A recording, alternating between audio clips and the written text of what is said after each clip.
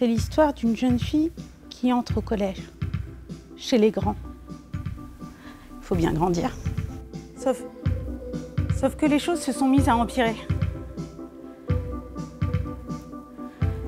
Les garçons ont commencé à faire des commentaires sur sa poitrine, ses fesses et sa culotte de cheval.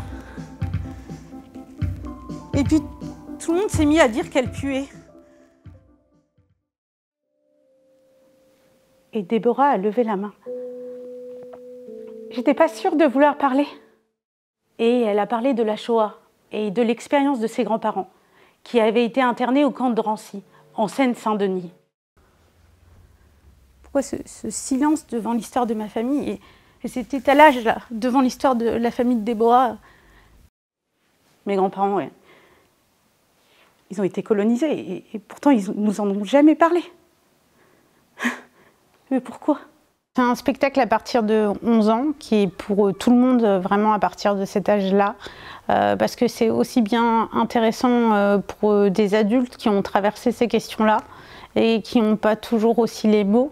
C'est en fait montrer aux gens aussi qu'ils ne sont pas tout seuls dans leur vécu, leur douleur, leur souffrance, et qu'en fait il y a des solutions aussi. Parce que ces jeunes dont on parle, là, pour le coup de la jeune Myriam dont on parle, elle va se reconnecter avec son histoire et c'est ça qui va l'aider à se porter.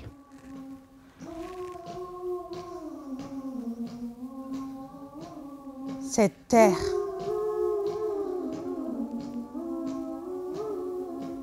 terre, qui m'a vu naître, elle est la mienne et elle est bénie par Yahvé et par ses autres dieux, dont Tanit, la déesse de la fertilité.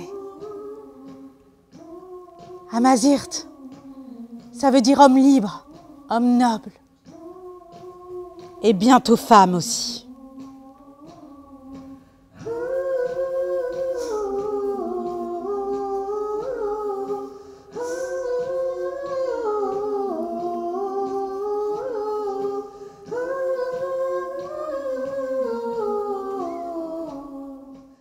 Sa grand-mère lui expliqua qu'elles étaient en 675, après Jésus-Christ. Cette femme, elle est Amazirt, mais elle est aussi juive. Ah, comme toi, tu es Amazirt et française. Eh oui, ce qui compte, ma fille, c'est dans le cœur. Comment être française quand les autres ne le croient pas? Alors au niveau de la mise en scène, j'ai fait le choix que ce soit un conte moderne. Et je travaille avec Alam Slama qui crée sa musique live sur le plateau. Et il y a quelque chose d'hyper intéressant qu'elle vienne apporter de la langue arabe dans le chant et dans ses musiques. Elle apporte aussi tout ce brouillard un peu mystérieux autour de la langue, de ce que ça représente dans la vie de Myriam en fait. Et en même temps, ça vient parler directement aussi aux personnes qui peuvent entendre cette langue-là, qui pratiquent au quotidien et dans laquelle ils peuvent se retrouver.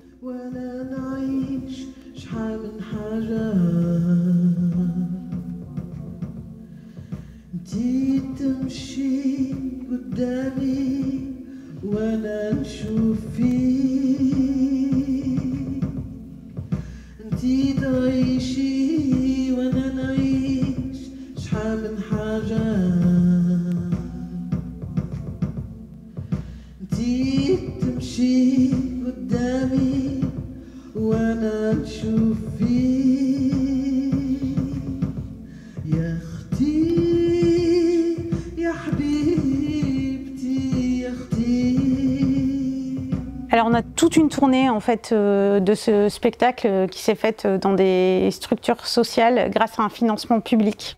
Parce qu'il y a un vrai besoin en fait des publics de parler de ces sujets-là. Et bien sûr, l'idée c'est de continuer à étendre, même pour des gens qui ne sont pas concernés directement par ces questions. Ça fait du bien aux gens qui sont concernés par ces questions de voir que d'autres personnes qui ne sont pas concernées par ces questions comprennent ces problématiques. Même les jeunes ici, certains jeunes, ils vivent cette situation aussi. Hein.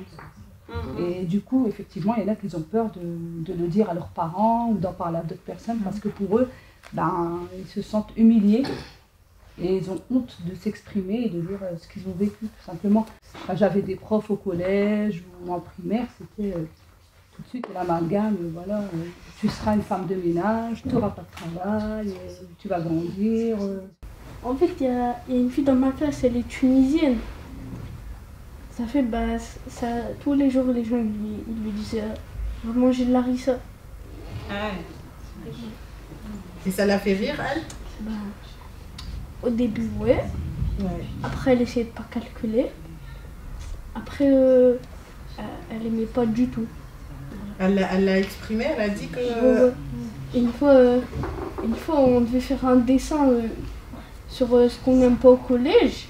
Elle a mis un tube d'harissa et la prof, elle a dit pourquoi, elle lui a expliqué. Elle est forte. C'est courageux de pouvoir exprimer ça en cours. Et du coup, est-ce que ça s'est arrêté? Ouais, bien vite. Hein. Bien vite. Les deux là, elles se sont fait exclure 2 jours.